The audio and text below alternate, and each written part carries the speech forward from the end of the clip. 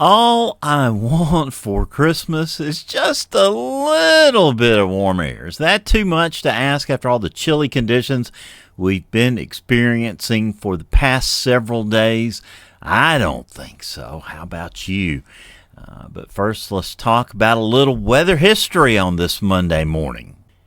It was on this date in 1956 that a family of tornadoes skipped along a nearly 122-mile path from Monroe County, southwest Alabama, all the way to Tallapoosa County, literally all the way from Excel to Reeltown.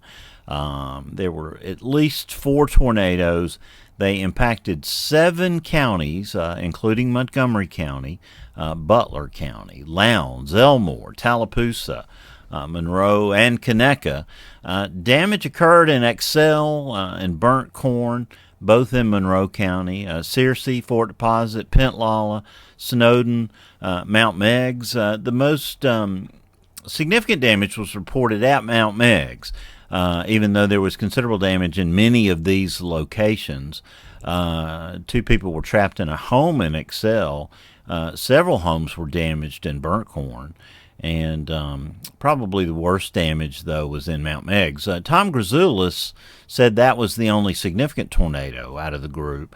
He rated it as an F2 for his significant tornado study, and there was 1 injury there. Not a good time of the year to be having tornadoes. Of course, no time is ever a good time. Of course, we know tornadoes don't take a holiday ever in Alabama, but there was a report from the Associated Press that was in several of the newspapers, including the Birmingham Post-Herald, that there were several neatly wrapped or Christmas gifts that were blown a great distance in Mount Meigs, and they even found a fully decorated Christmas tree in the destruction. That was on this date back in 1956, on this day in weather history. And let's start out with the upper pattern across North America. Early on this Monday morning, we got high pressure covering much of the nation, but 2 fairly distinct disturbances. The first one there over Minnesota is going to sweep through the Great Lakes today. It won't have a big impact on our weather, but this system out here over the Pacific Northwest will move rapidly to the southeast. And as you'll see, as we go through the maps here, over the week ahead and into the voodoo period, it's going to have some impact for us. It'll phase up with a disturbance there over Texas, become stronger, as you can see here by Wednesday morning. Christmas morning, it's over Arkansas into Louisiana, taking on just a tiny bit of a negative tilt. You know, that imparts a little bit more energy to it. Second system moving into the Four Corners region of the southwestern United States. That's going to become a fairly big bowling ball upper low there that'll rotate around the trough and swing out into the plain states. You can see our system during the day on Christmas Day is pushing through Alabama. That means some clouds and rain for us. Don't think we'll have anything in the way of thunderstorms with this one. And so you won't have anything to worry about as you're unwrapping your Christmas gifts on Christmas Day. But here comes that second system moving out into Mexico, into the Texas and Oklahoma panhandles on Thursday. And it will make the turn there and begin to move to the northeast, passing through Kansas, southeastern Nebraska, weakening as it goes. But as you can see, plenty of low pressure out to the west over the Pacific Northwest and western United States will be waiting to come east. And it does start to do that. By Friday night into Saturday, that system pushes east, and the strongest part of the disturbance cuts off there over the southern part of the trough over Texas and Oklahoma, and it swings eastward, intensifying a bit as it goes. It's over Mississippi there by Sunday morning the 29th, next Sunday, and that means that we're going to have another round of rain and perhaps some thunderstorms. A little bit too early to tell whether we'll deal with some actual severe weather with that system, but we'll talk about that. But then we'll be moving out into the week 2 period. Another system approaching by New Year's Eve, and yet another.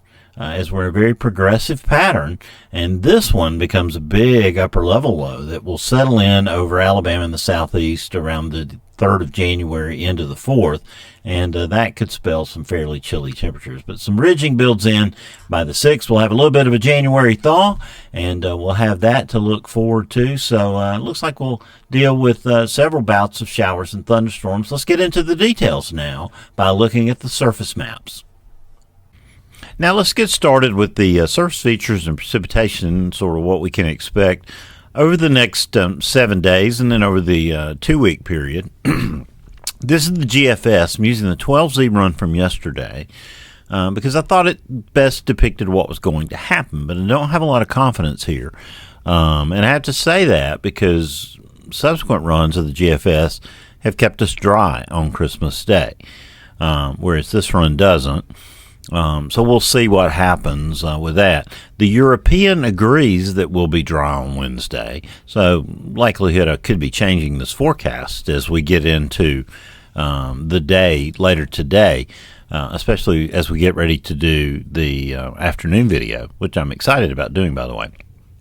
So we'll see what happens. I'll have notes on the blog, and we'll check it out. But this is the situation across North America and the continental United States on this Monday morning, showing high pressure in charge, ridging there from high pressure centers over eastern Canada near New York City and over the northern part of Georgia there. That ridging goes all the way back into eastern Texas.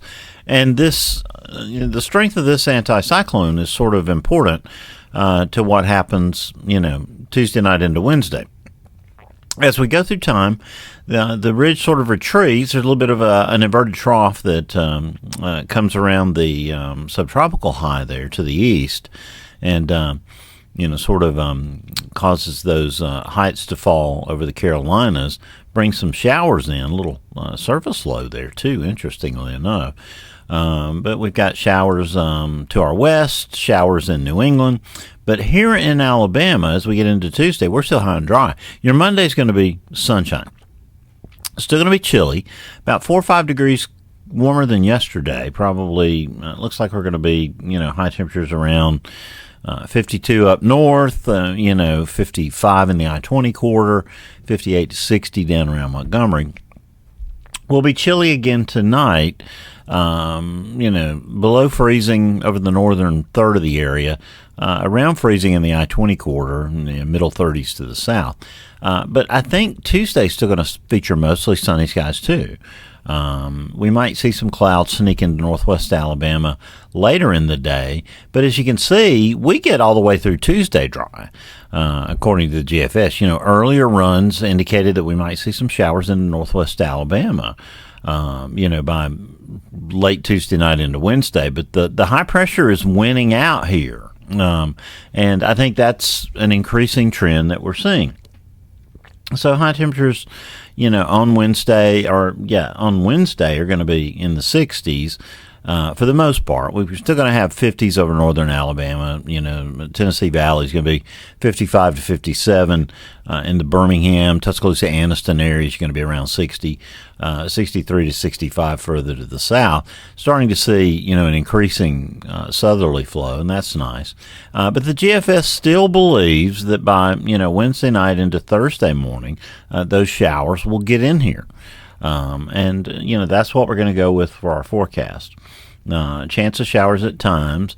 As you see here, we're moving this into Alabama during the afternoon, and then, kind of weakening and dissipating as it moves into drier and more stable air. So, for Wednesday, generally mostly cloudy.